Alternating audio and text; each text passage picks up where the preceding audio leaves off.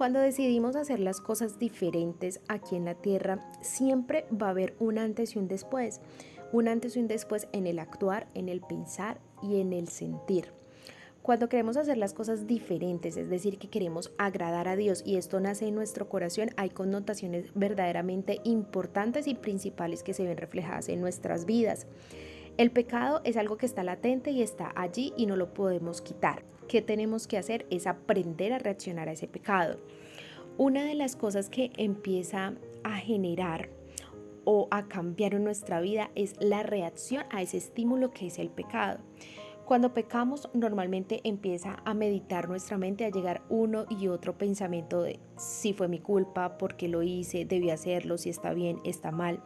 Y una de las cosas que empiezan a cambiar y que Dios nos empieza a poner en nuestro corazón es el arrepentimiento. Realmente el arrepentimiento es la base para que puedas pasar de ese pecado y no volverte practicante del pecado, que es donde está el error. ¿Por qué digo que es donde está el error? Porque somos seres humanos y estamos expuestos a pecar todo el tiempo. Entonces, como nuestro cuerpo es un mundo de emociones, estamos expuestos a pecar en cualquier momento, sea mintiendo, sea imaginándonos cosas. Un verdadero arrepentimiento llega a través del cambio de la voluntad o de las cosas que yo empiezo a hacer o del sentimiento, de la actitud hacia el pecado. Y es un cambio de verdad, es un cambio de corazón, es decir, un cambio de pensamiento y un cambio de mente. Es por eso que sin cambio, pues no hay arrepentimiento, porque empezamos a sentir remordimiento, que es la culpa que realmente no nos va a transformar y no va a trascender en nuestra vida espiritual. Por eso es importante tener el arrepentimiento, porque a través de ese arrepentimiento podemos llegar a un cambio. Ahora te voy a decir qué pasa cuando hay arrepentimiento. Hay 5 cosas importantes que pasan en el espíritu y que se van a evidenciar en tu cuerpo, en tu actuar, en tu hablar y en tu sentir y en tu pensar. El primer punto es que hay convicción. Recuerde que la convicción es la seguridad que tiene una persona de la verdad o de la certeza de lo que piensa o siente o llega a su mente. Podemos decir que este es el primer paso para un verdadero arrepentimiento. Es la manera de saber si estoy haciendo las cosas bien o las estoy haciendo mal, y que cada semilla colocada por Dios da fruto en mi corazón. Por eso debemos ser conscientes de la convicción que hay de lo que yo quiero hacer y de lo que yo quiero reflejar y de lo que le quiero demostrar a Dios. Si vamos a Romanos 2:15, el Señor nos dice claramente en su palabra lo siguiente: ellos demuestran que tienen la ley de Dios escrita en el corazón, porque su propia conciencia y sus propios pensamientos o los acusan o les indican que están haciendo lo correcto. Esto es cuando hay una verdadera comunión con Dios, que es cuando por más que estés haciendo algo, por más que llegue algo a tu mente, a tu corazón, que tú empieces a hacer, tu espíritu y va a empezar a decirte: venga, esto le está haciendo mal, esto no lo debes hacer así, ¿por qué estás haciendo esto? ¿De qué vales hacer esto? ¿A quién quieres agradar? ¿Por qué lo estás haciendo de esta manera? Entonces es la forma en la que Dios coloca convicción en nuestro corazón, y Él nos dice que cada quien que tiene convicción en su pensamiento, en su sentir, sabe lo que está haciendo bien y lo que está haciendo mal. El segundo punto es que hay tristeza. Recuerde que tenemos 2 tipos de tristeza, una tristeza que viene de parte de Dios y otra que viene de parte del mundo. La tristeza que viene de parte de Dios es la que nos ayuda a escalar y a subir de nivel y a experimentar nuevas cosas que solo van a aportar cosas positivas para nuestro espíritu y para nuestro crecimiento en el camino del Padre. Y la otra tristeza es la tristeza del mundo, la que conlleva a múltiples situaciones y a un sinnúmero de rompimientos espirituales que solo generan un vacío entre la relación tuya con Dios.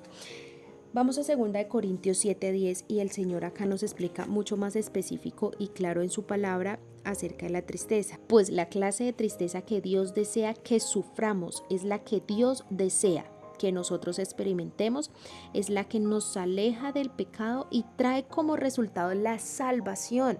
Aparte de que la tristeza que viene de Dios solo va a traer cosas positivas para nosotros, lo que trae adicional y lo más importante es que esa tristeza va a traer salvación a tu espíritu, va a traer libertad. Continúa diciendo: no hay que lamentarse por esa clase de tristeza, pero la tristeza del mundo al cual le falta arrepentimiento resulta en muerte espiritual. Podemos hacer un paralelo muy simple y muy básico en este versículo: es tristeza de Dios igual a salvación, tristeza del mundo igual a muerte espiritual. Entonces empieza a sentir la tristeza que viene de parte de Dios, pero todo esto viene acompañado si tú tienes un arrepentimiento continuo y un arrepentimiento genuino, es decir, que tenga un cambio en tu vida. El tercer punto es que hay confesión. En primera de Juan 1:9 el Señor nos dice: pero si confesamos nuestros pecados, ¿a quién? A Dios, o sea, a Él. Él es fiel y justo para perdonar nuestros pecados y limpiarnos de toda la maldad. Creemos que no confesando los pecados a Dios seguramente Él no nos va a ver, pero lo que no somos conscientes es que Dios sabe desde la intención de ese pecado. Ni siquiera podemos decir que Él sabe la acción y el acto como tal, sino que Él ya sabe desde la intención, desde que antes de que nazca en tu mente el pecado, ya Dios sabe que tú lo vas a hacer. Entonces, ¿por qué no confesarlo?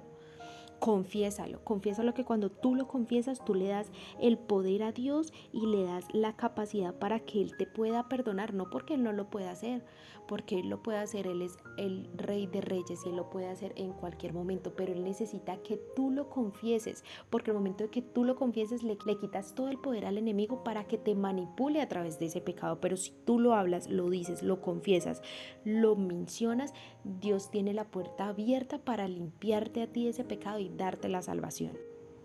El cuarto punto es dejar el pecado, pues no solo basta con confesar el pecado o abrir nuestro corazón para Dios.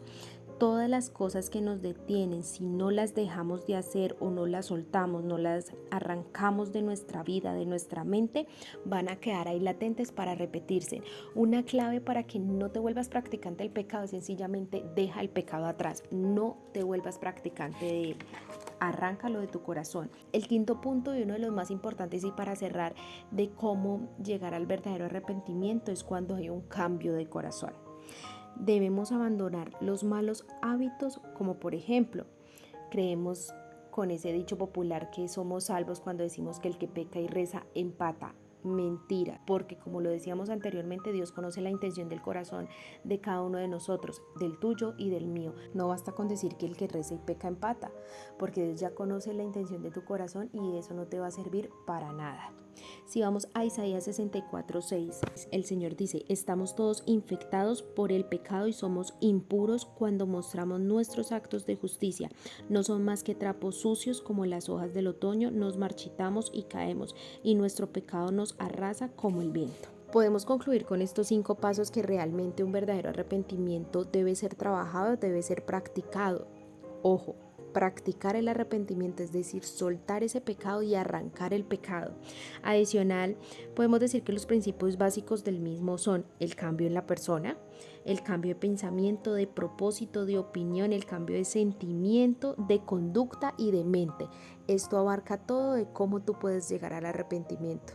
Que haya sido Dios hablando a tu corazón a través de este mensaje y que seas libre de cualquier pecado, que lo empieces desde ya a mencionar, a confesar, para quitarle todo el poder al enemigo del que te quiere manipular a través de ese acto que hayas cometido que no le agrada a Dios, pero que si tú lo confiesas vas a ser libre a partir del día de hoy. Dios te bendiga.